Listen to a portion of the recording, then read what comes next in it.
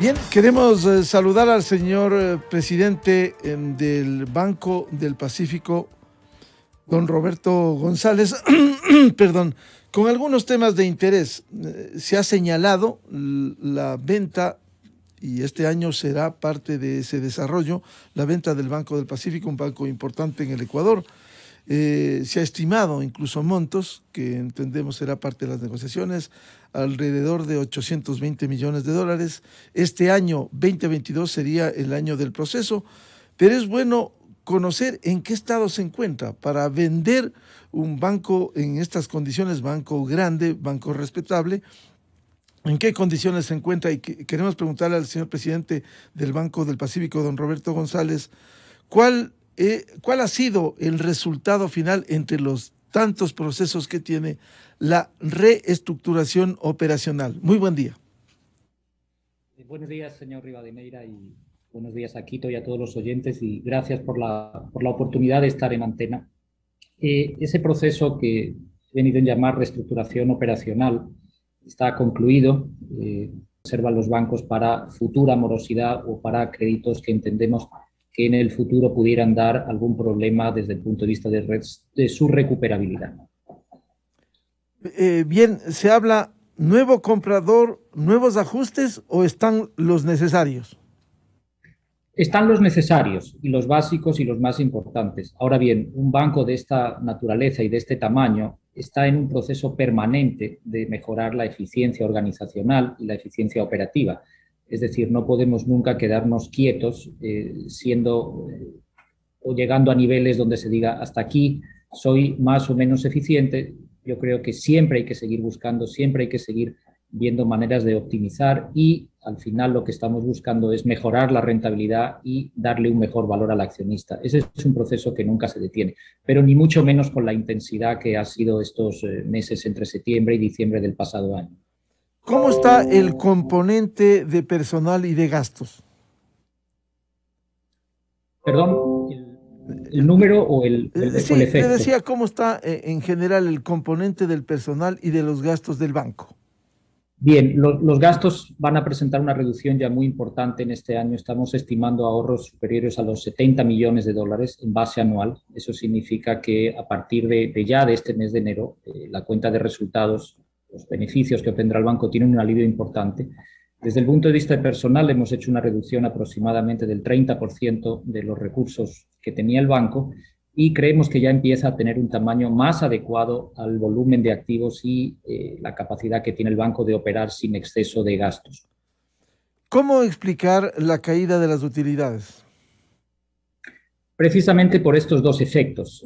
Las utilidades operativas o brutas del banco el año pasado se acercaban aproximadamente a los 80 millones de dólares, es decir, el banco sigue manteniendo esa capacidad, pero esa capacidad no reflejaba las verdaderas reservas de provisiones que, en mi opinión, necesita un banco, y sobre todo después de los últimos años, donde la cartera ha crecido de una manera sostenible y considerable, pero en algunos sectores que probablemente nos den algunos problemas de recuperabilidad futuro. Por eso hemos añadido a nuestras reservas, por decirlo de una manera simple, a la alcancía de ahorros que tiene el banco para futuros créditos, una cantidad cercana a los 50 millones de dólares. Por eso las utilidades al final han sido algo menos de 6 millones de dólares. ¿Cuál es el cronograma del proceso de la venta del Banco del Pacífico? Este es un cronograma que se va a extender durante todo este año. Eh, Iniciamos hace unos días, la semana pasada, con la actualización de la valoración del banco. Esta está siendo llevada a cabo por un banco internacional, Bank of America Securities, y este proceso probablemente culmine en la última mitad del mes de febrero del presente año, luego del cual será rango de valores es lo que se da, ¿no? A partir de entonces, aprobado eso, comienza el proceso de preparación y envío de la información a los potenciales interesados en la venta, en la compra del banco. Ese proceso se puede extender 2-3 meses, también en función de las expresiones de interés que reciba el banco. No está cerrado a 1 o a 2, sino todo aquel que cumpla los requisitos que se pondrán en las bases de licitación puede optar a esta compra, ¿no? Entendemos que para el mes de junio, probablemente, si no ocurre ningún evento externo o exógeno que perjudique el proceso, deberíamos de tener las expresiones de interés más formales y con ellos ya buscar la mejor de esas ofertas y con la mejor de esas ofertas abrir un periodo de negociación hasta llegar a un acuerdo, ¿no? Si todo transcurre como está previsto, eso podría tenerse en agosto o septiembre. A partir de ese momento, el proceso se detiene hasta solicitar la aprobación de la Superintendencia de Bancos, quien debe calificar la idoneidad del potencial comprador, periodo que también tomará un tiempo, probablemente algunas semanas o meses, pero yo creería que para finales de año deberíamos de conocer, al menos de una manera bastante certera, quién es el futuro propietario del Banco del Pacífico. Eso sería más o menos si no ocurre ningún, como digo, evento exógeno. Espero que no vuelva a haber otra pandemia tan complicada como esta. En fin, todos estos temas que de alguna manera complican unos procesos que son per se complejos. Claro. Según las cifras que hemos revisado para esta entrevista, si el banco cerró el 2021 con un patrimonio neto de 820 millones aproximadamente, ¿cuál será ese rango de valor? Ese es un valor que dicen los libros, no es el valor real del banco. ¿No? Y lo que he manifestado, que como mínimo cualquier persona que estuviera, cualquier persona, mejor dicho, cualquier grupo o banco que estuviera interesado en el proceso, nunca debería ofertar una cantidad inferior a ese valor. Vender por debajo de ese valor creo que no es adecuado ni conveniente. ¿Cuál va a ser la figura que se adoptará para la venta del Banco del Pacífico?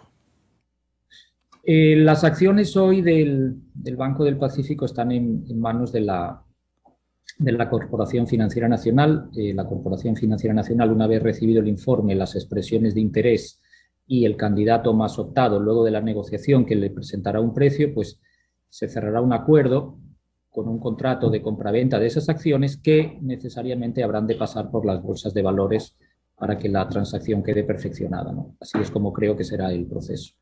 En estos prolegómenos, en este inicio del proceso, ¿hay instituciones interesadas que estarán a la expectativa de ver las cifras, los números, el proceso que se va a emprender? Sí, ya hay lo que yo llamo expresiones de interés informales, gente que a través de intermediarios financieros serios, llama a preguntar, quiere interesarse sobre este proceso, sobre cómo está. En todos los casos la respuesta es la misma en el sentido que el proceso está en marcha, pero que quien debe dar respuesta a esas inquietudes será en su momento el accionista cuando ponga las condiciones del proceso y cuando se abra el proceso en sí. En este sentido, nosotros como banco estamos operando todo lo que es la parte administrativa,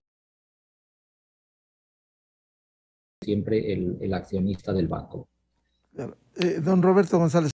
El Banco Europeo lo vemos menos probable porque en los últimos años han estado un poco alejados de las inversiones en Latinoamérica, pero también hay que tener claro, y aprovecho y agradezco la pregunta porque hay ciertas voces interesadas en pensar que determinados inversores van a utilizar pantallas para que otros bancos o banqueros locales se hagan con el Banco del Pacífico, lo cual está totalmente fuera de la realidad. En las bases de licitación se da a poner claramente que solo pueden optar a este proceso bancos internacionales debidamente calificados, con suficiencia de capital y recursos y sin accionistas nacionales o del Ecuador o asociados con otros grupos del Ecuador. Con lo cual, pues, esté todo el mundo tranquilo en ese sentido de que nadie aquí va a poder optar a este proceso. Hemos leído y hemos escuchado sobre el cierre de agencias. ¿Cuántas y en qué condiciones han ocurrido, don Roberto González? Ese cierre de agencias y ventanillas de extensión responde a lo que conversábamos al principio de la conversación, a un proceso de optimización y reducción del gasto operacional. El banco tiene actualmente 77 agencias abiertas. Hemos cerrado entre ventanillas, agencias y puntos de atención 18 que no alcanzaban la rentabilidad deseada y nos presentaban pérdidas. Esas pérdidas al final lo que provocan es una disminución del valor del banco. Por eso, dentro de este proceso, hemos decidido cerrarlas. No obstante, el banco está en un permanente proceso de búsqueda de nuevos puntos que sí sean rentables o colocación de cajeros automáticos o centros virtuales que pretendemos hacer en este año aproximadamente en una cifra de 100, pero en localidades donde sí pensamos que a finales de febrero tendremos, espero, el informe de valoración. Ese informe de valoración da unos rangos, no va a ser un valor exacto con decimales, sino esos valores normalmente se da un rango porque en esas valoraciones siempre hay que contar el entorno macroeconómico, las tasas de interés, los factores de descuento, etcétera, ¿no? Entonces, a partir de ahí la dinámica pasa a ser una dinámica de enseñar datos a los potenciales compradores. Se abre lo que se llama un data room o sala de datos, donde recibimos consultas de los potenciales interesados sobre determinados aspectos que tiene el banco o cómo se configura el precio, cuál es su cuota de mercado, etcétera, para que estos potenciales interesados se hagan una idea más profunda de cuál es la situación del banco. Después de eso vendría la fase donde ya con lo que se llama la lista corta, ahí sí se pueden llegar a negociaciones más intensas desde el punto de vista de que ya se negocia sobre unos preacuerdos o ofertas no vinculantes y se abren los libros del banco, que es como técnicamente se llama, para que el banco interesado envíe un equipo o solicite información ya mucho más detallada sobre las operaciones, las cifras, etcétera, ¿no? Hasta que ese tema se acaba y ahí sí ya el banco interesado emite una oferta formal que ya debe ser recogida en un documento y esa es la que luego queda sujeta a aprobación del accionista por una parte y aprobación de la autoridad de control por otra. A propósito del cierre de algunas agencias que usted nos ha mencionado, señor presidente del Banco del Pacífico, don Roberto González, ¿en qué ciudades ocurrió esto y qué pasa con los usuarios de esas ciudades? ¿Cómo pueden recurrir a los procesos, a la atención del Banco del Pacífico? Ha sido a nivel nacional, señor Rivadeneira. Hay agencias en la costa, en la sierra, en la Amazonía, en varias localidades. Los clientes siguen atendidos, el banco tiene varios canales abiertos, tiene canal digital donde se puede acceder vía intermático o vía aplicación a todas las cuentas del banco. Tenemos el canal telefónico, tenemos una red inmensa de corresponsales no bancarios situados en pequeños comercios, en pequeñas tiendas de todo el país, más de 15.000 puntos de atención a la clientela y además tenemos una red importante de cajeros, más de 750 cajeros, muchos de los cuales hacen operaciones que son rutina en las oficinas. Tenemos centros virtuales y kioscos digitales. Todo eso da una oferta muy amplia, entre las 3 ofertas más grandes que tiene el país de atención, y cualquier cliente puede acceder a ellas sin ningún problema. ¿Cuántas agencias han quedado en el país con este cierre de estas agencias? 77. A nivel nacional. A nivel nacional. Somos, si no me falla la memoria, el tercer grupo con más número de agencias en el país. Es decir, 77 agencias, pero también tiene esto que usted mencionaba, otros puntos de atención. Así es, tenemos 15.396 corresponsales no bancarios, 125 kioscos digitales, 44 centros virtuales para atender a toda la clientela en el país. Es decir, se va a abrir estos nuevos canales que serán cajeros y centros virtuales. Así es. Aparte de los que ya tenemos, hay un plan de expansión, de apertura en aquellos sitios donde entendemos que puede ser una operación rentable y dar servicio a nuestros clientes. La tendencia mundial es precisamente a evitar las aperturas físicas, los procesos de cierres de agencias. Es un fenómeno que se lleva produciendo desde hace mucho tiempo. Los tiempos en los que vivimos, la idea es que el negocio bancario se digitalice al máximo y la presencia física, por todos los riesgos que esto conlleva, peor ahora con las enormes filas que se organizan en las agencias, presentan riesgo de salud, riesgo físico. Entonces, la idea es que no inmediatamente, pero sí en un futuro razonablemente corto, todo el proceso de acceso al banco sea a través de la no presencia física y se utilicen los canales digitales. Luego de la reducción de utilidades del año último, pero con estos recortes que se han dado operacionales, ¿cuáles son las expectativas que tienen para este año a nivel de utilidades? ¿Cuáles son las proyecciones? Las proyecciones son muy optimistas. El banco, y lo van a ver y además lo comunicaremos públicamente cada trimestre cerrado, va a resurgir ya con una cifra de utilidades después de provisiones muy importante. De hecho, la cuenta de resultados de enero, hoy estamos a día 21, vamos a superar probablemente los 3 o 4 millones de dólares en el mes de utilidad. Y la proyección para el año completo, tenemos varios escenarios. El escenario más conservador hablaría de una cifra entre 50 y 55 millones. El escenario optimista,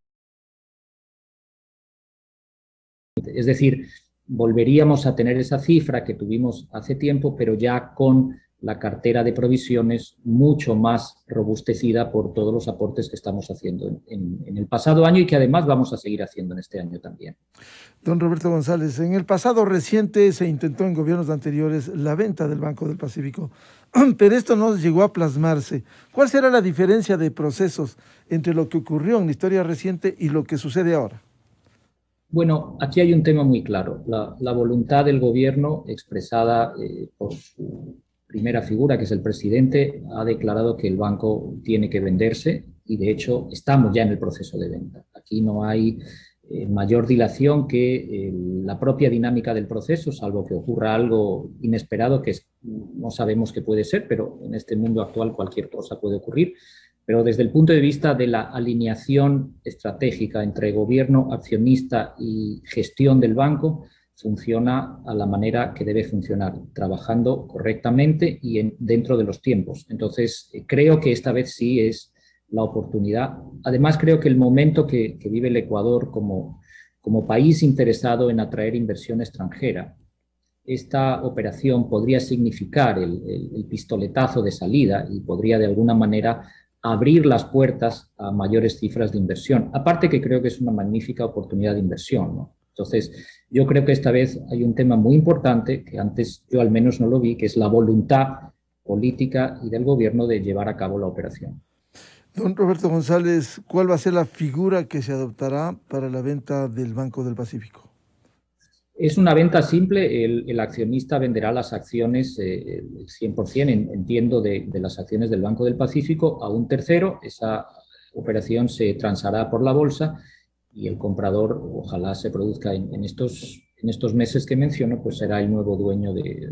No hay secretismo en la figura de venta ni nada similar, sino simplemente es una transacción de compraventa de acciones de un banco y poco más. No hay otras figuras, no hay sociedades interpuestas, no hay nada de esas cosas que algunas voces interesadas quieren llegar a ver. Es un proceso tremendamente transparente, señor Rivadeneira.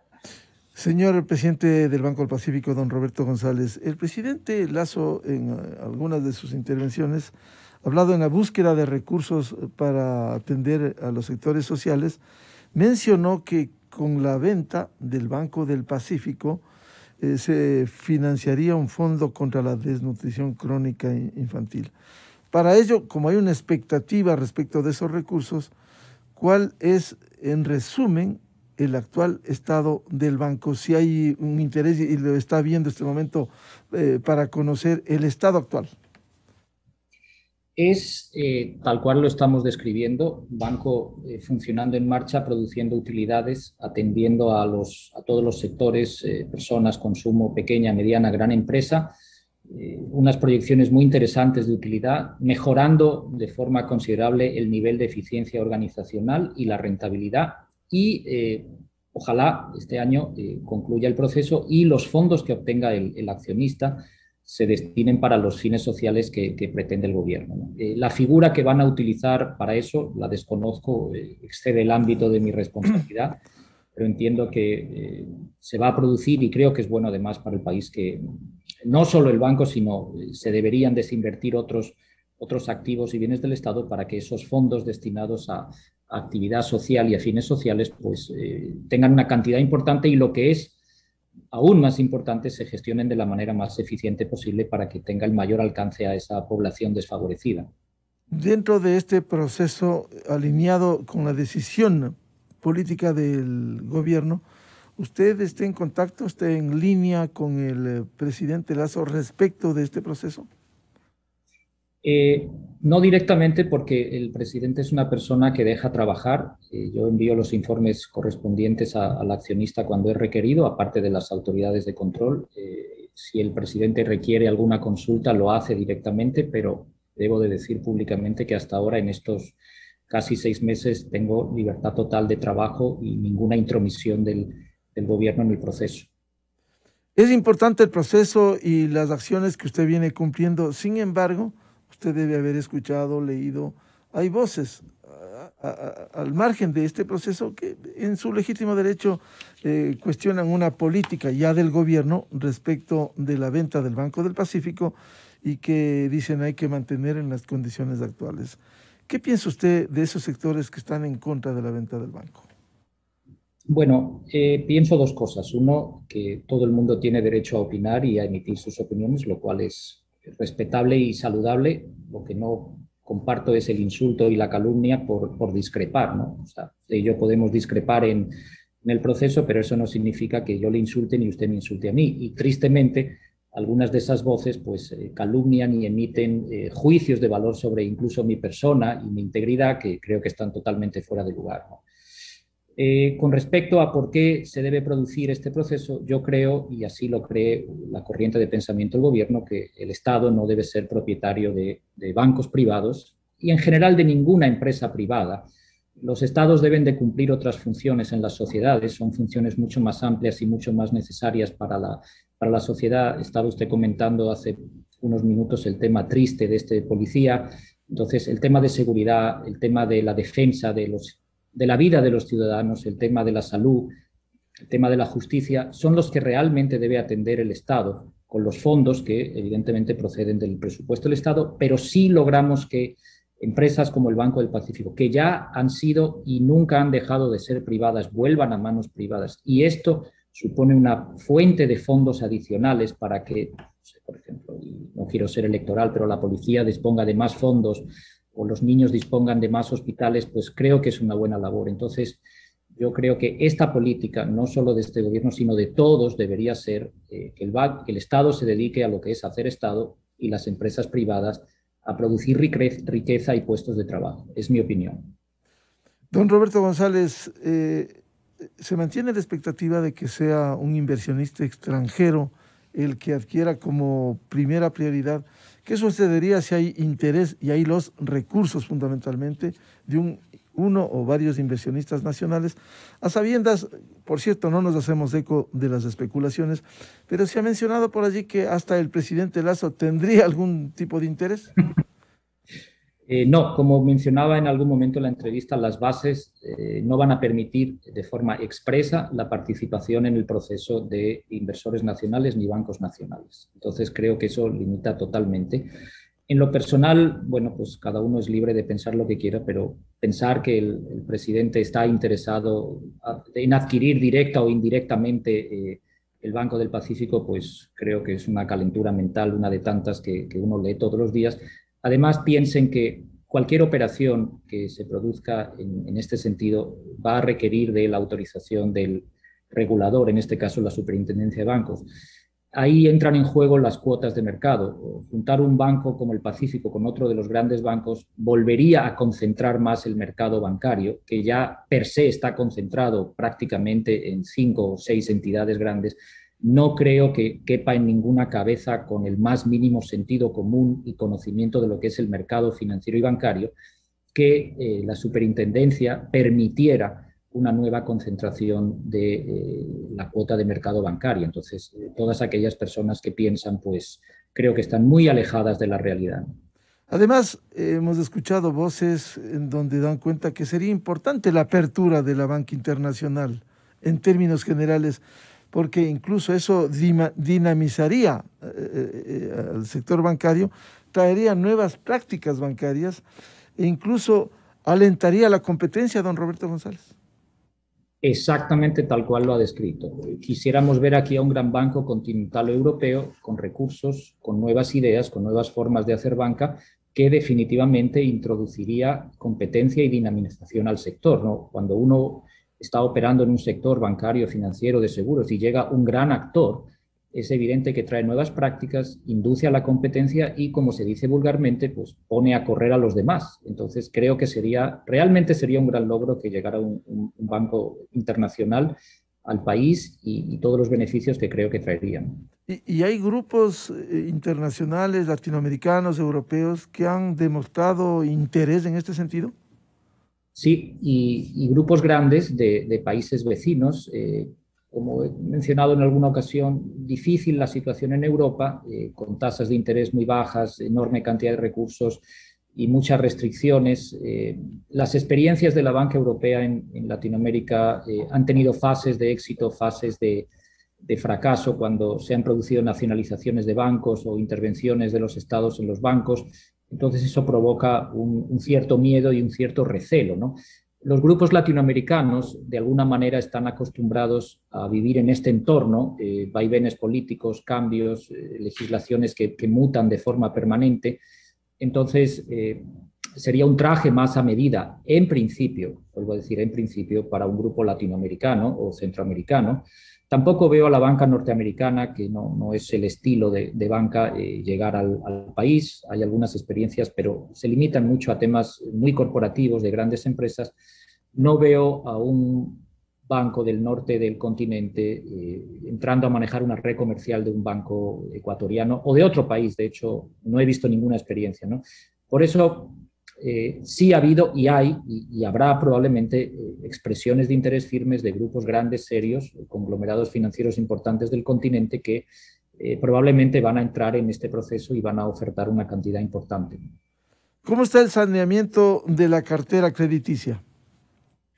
En marcha, hemos añadido este año a esas reservas, como les mencionaba al principio, cerca de 50 millones. Eso eleva al total de provisiones la cifra de 260 millones de dólares, que es una cifra que supone una cobertura ya de casi el 200% sobre la cartera crediticia. Excede el nivel requerido, estamos por encima evidentemente de ese 100%, pero no alcanza todavía la media de los grupos bancarios de comparación, que está en torno al 300%. Ese es el nivel que quisiéramos alcanzar al final de este año, porque eso da medida de una fortaleza en tus reservas de provisiones ante cualquier eventualidad que ocurra con los créditos actualmente que tenemos en cartera.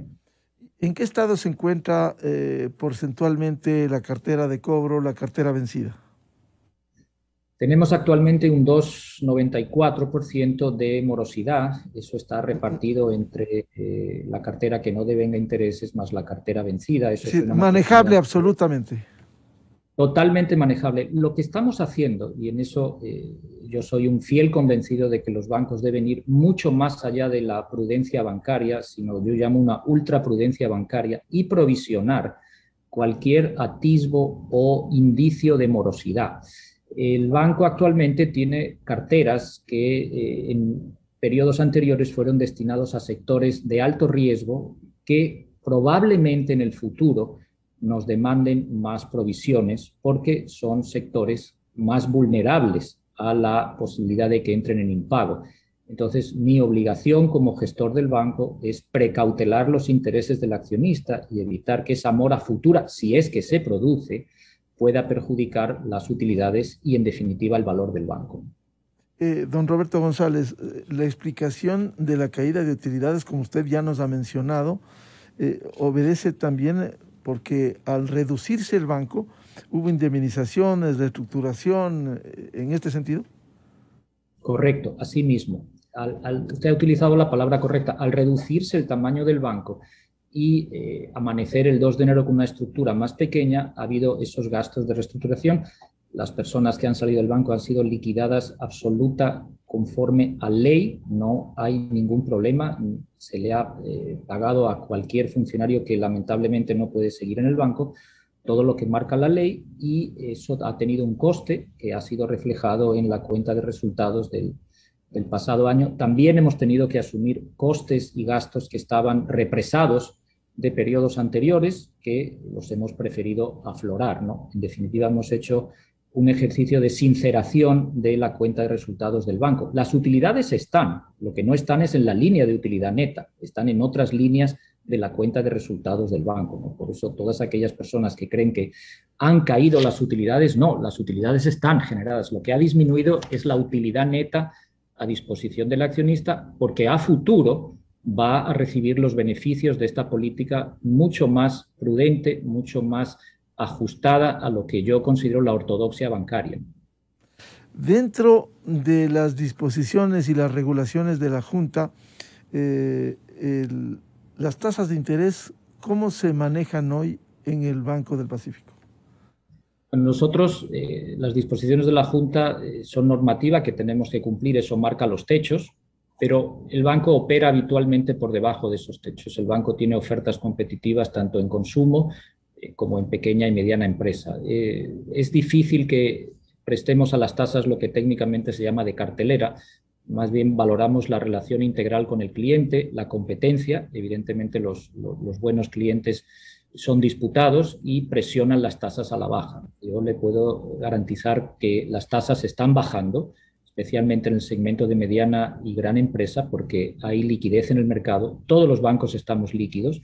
Entonces, esa búsqueda de nuevos clientes presiona a la baja las tasas de interés. Las tasas de consumo es un poco más complejo porque el comportamiento individual de los clientes es diferente al de una empresa y ahí entran otros factores como es el riesgo, la pérdida del empleo, la falta de ingresos, el cierre de pequeños negocios. Entonces eso de alguna manera obliga, por un lado, a esta dotación de nuevas provisiones para cubrir eventos y por otro, la carga operativa que un banco necesita para estar permanentemente recuperando, llamando al cliente, es muy alta. Ese factor no es valorado por la ciudadanía que creen que las tasas no bajan porque no quieren los bancos. No, hacer banca de minoreo, de retail, peor aún de microcrédito, implica un gasto operacional muy elevado, precisamente porque el destinatario de esos recursos son las personas que menos información tienen sobre los manejos financieros, que menos acceso tienen a otras formas bancarias. Entonces, todo eso lleva un coste implícito que hace más difícil bajar la tasa de consumo. Pero, en definitiva, están bajando. En resumen, señor presidente del Banco del Pacífico, don Roberto González, optimista de este proceso y cree usted que este año 2022 será hasta finales el de la venta del Banco del Pacífico. Sí, muy optimista y confiado y además me siento respaldado por el gobierno que es quien impulsa este proceso. Si no está vendido, por lo menos espero que esté el acuerdo listo y que esté solo sujeto a las aprobaciones de las autoridades permanentes y amanezcamos en el 23 ya con un nuevo dueño y con un actor bancario dentro del sistema ecuatoriano. Bien, la revista de Opinión Democracia agradece la atención al señor presidente del Banco del Pacífico, don Roberto González, para hablar de este gran desafío, la venta del banco este año 2022. Muchas gracias, un gusto, don Roberto, la atención. Muchas gracias, señor Rivadeneira, a la orden siempre. Allá por abril, si me dan la oportunidad, les comentaré cómo va el primer trimestre de resultados y cómo avanza. Con gusto. Con gusto. Muy amable su atención. Gracias. Muy amable. Buscando la verdad en la revista de Opinión Democracia, 7:09 en el territorio continental ecuatoriano. Pausa publicitaria y tenemos previsto un diálogo con el doctor Francisco Viteri, secretario de Salud del Distrito Metropolitano de Quito. Recordemos que la capital de todos los ecuatorianos está en alerta roja y cuáles son las medidas de seguridad que se toman frente a la acción y el crecimiento de los contagios COVID-19. Miguel Rivadeneira en la revista de Opinión Democracia. Inicio de espacio promocional y publicitario. En Banco Guayaquil, hoy todos nuestros clientes mayores a 65 años reciben el estado de cuenta en sus casas. Una sugerencia que nos dio Carlos, nuestro cliente más antiguo. Todos nos merecemos ser escuchados. Me alegró mucho saber que acogieron mi inquietud.